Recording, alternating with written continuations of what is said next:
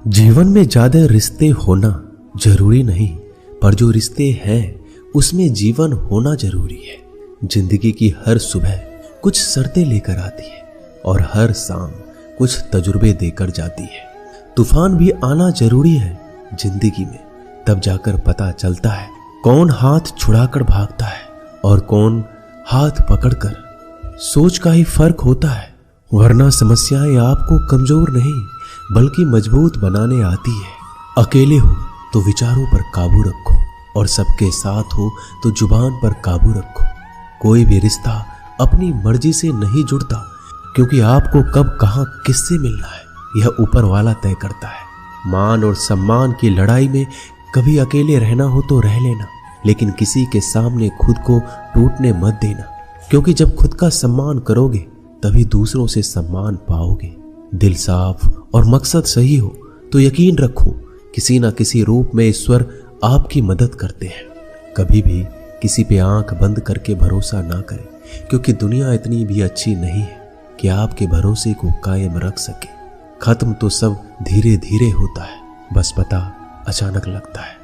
मुश्किल वक्त दुनिया का सबसे बड़ा जादूगर है, क्योंकि वह एक पल में आपके चाहने वालों के चेहरे से नकाब हटा देता है। गलती जीवन का एक पन्ना है, लेकिन रिश्ता पूरी किताब है। जरूरत पड़ने पर गलती का एक पन्ना फाड़ देना, लेकिन एक पन्ने के लिए पूरी किताब को मत खोना। किरण चाहे सूर्य की हो या फिर आशा की, जीवन के सभी अंधकार मिटा देती है।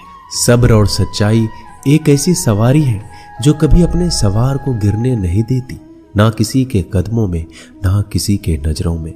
अकेले चलना और आगे बढ़ते रहना आसान नहीं होता, लेकिन अगर हार ना मानी जाए, अपने आप को धोखा ना दिया जाए, तो आखिर में एक बेहतरीन कामयाबी हासिल होकर ही रहती है। अकेले चलना बहुत मुश्किल होता है, बहुत ही ज्यादा मुश्किल, लेकिन अकेले उठाया हुआ हर एक कदम तुम्हारे इरादों को मजबूत बनाता है, तुम्हारे व्यक्तित्व को निखारता है।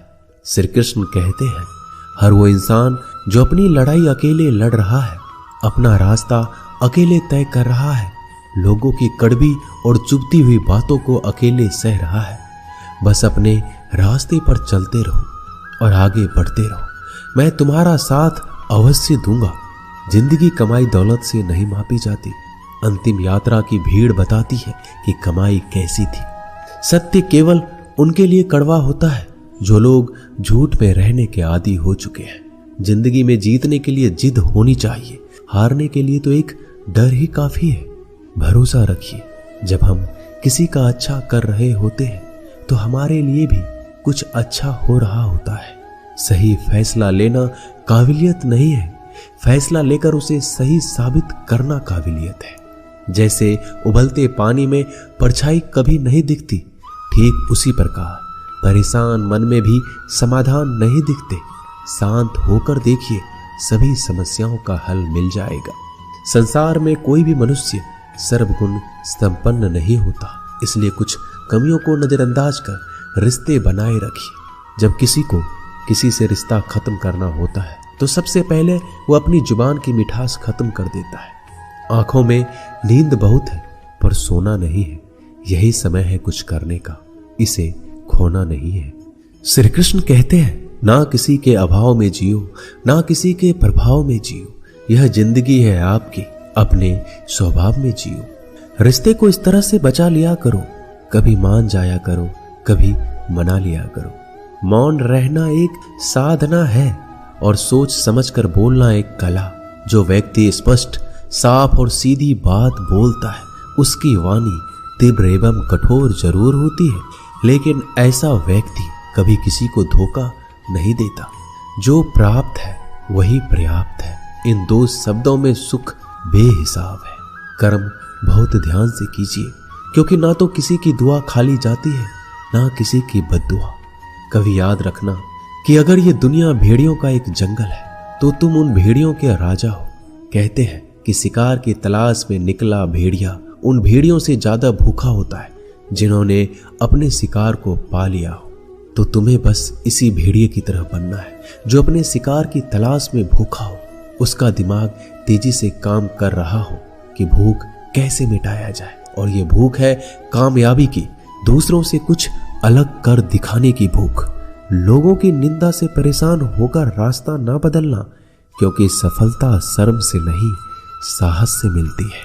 जीवन में आपको रोकने टोकने वाला कोई है तो उसका एहसान मानिए, क्योंकि जिन बागों में माली नहीं होते वह बाग जल्दी उजड़ जाते हैं। जो लोग मन में उतरते हैं उन्हें संभाल कर रखिए, जो लोग मन से उतरते हैं उनसे संभल कर रहिए।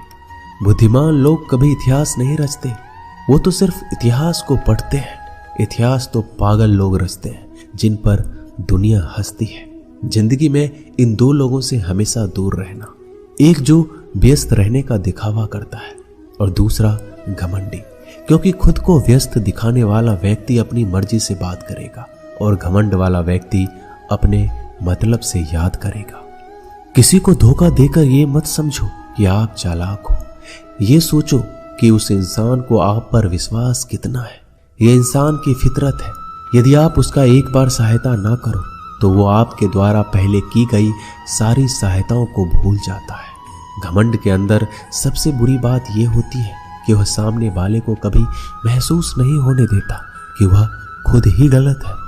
हमेशा याद रखना कि समस्याओं का कोई आकार नहीं होता, वो तो आपके हल करने की क्षमता के अनुसार बड़ी या छोटी हो जाती है।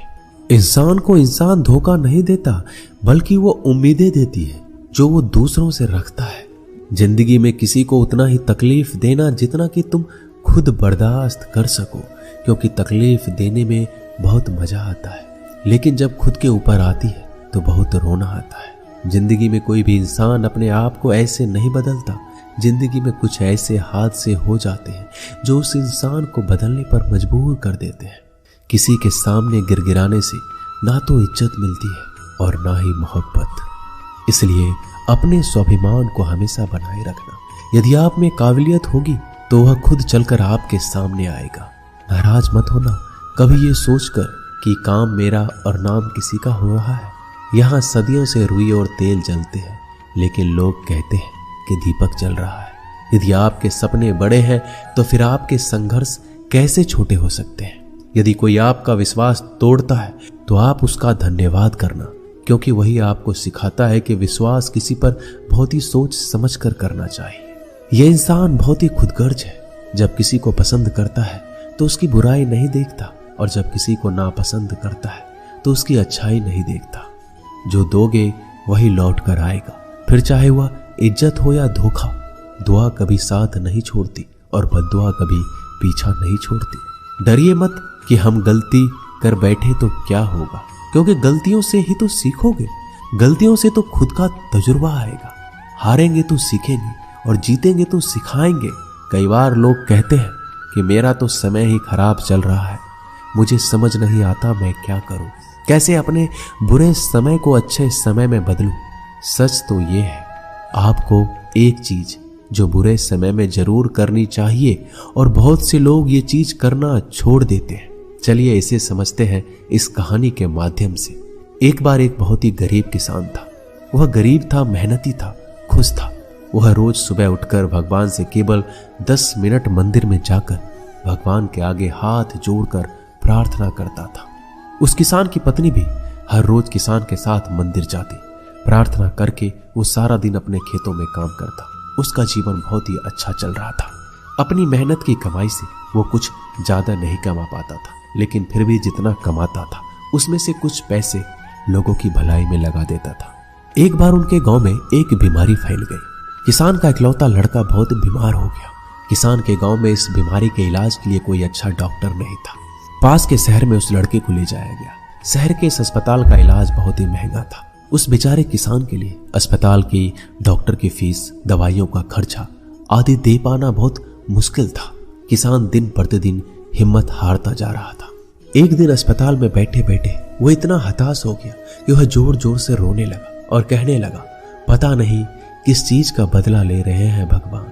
कभी वो खुद को कोसता तो कभी परमात्मा को। पर किसान की बीवी को अटूट विश्वास था परमात्मा पर।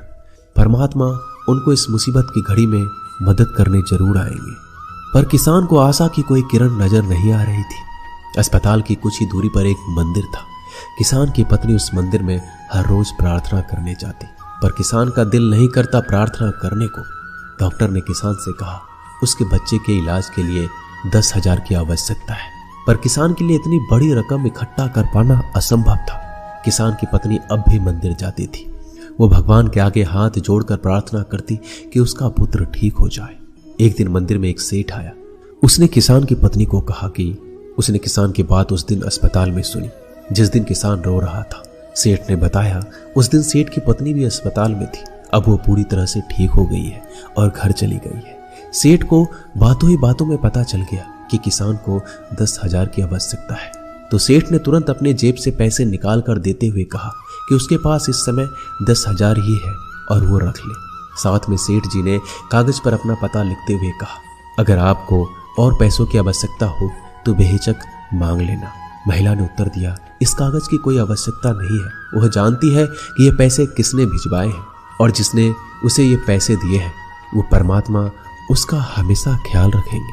दोस्तों कहते हैं अटूट विश्वास ये सबसे जरूरी चीज है जो हम लोग अक्सर खो देते हैं अपने बुरे वक्त में। जो उस औरत ने नहीं खोया, उसने तो सेठ का पता लिखा हुआ कागज भी नहीं पकड़ा। वह जानती है कि परमात्मा उनके साथ है, श्री कृष्ण सदैव उनके साथ है।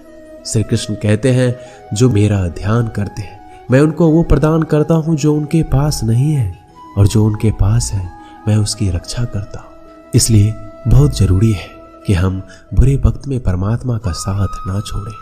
दोस्तों ये वीडियो यही समाप्त होती है। मैं आशा करता हूं कि इस वीडियो से आपने बहुत कुछ सीखा होगा। मिलते हैं अगली वीडियो में, तब तक के लिए अपना ख्याल रखिएगा। धन्यवाद। जय श्री कृष्ण।